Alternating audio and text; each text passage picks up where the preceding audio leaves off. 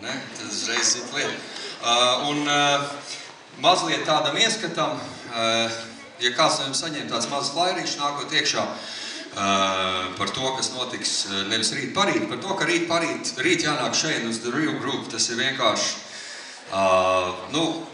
katru reizi, kad viņi ir Rīgā, es teiktu, ka tas ir once in a lifetime iespēja. Jūs dzirdēt, jo tā ir tiešām fenomenāla akapela grupa, un kur nu vēl vairāk, ja tur mūsu paši Jānis Strasdiņš. Vienkārši, grēks nenākt.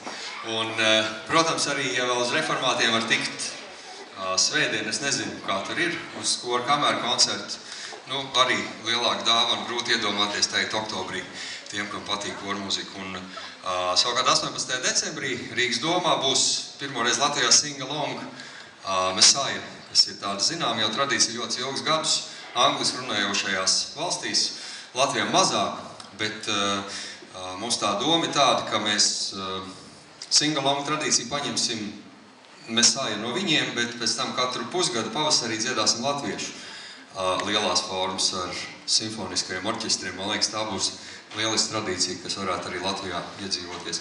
Bet tā kā es jau teicu, ka daļai no jums noteikti lapiņas, tad otrā pusē tagad ir visiem notis.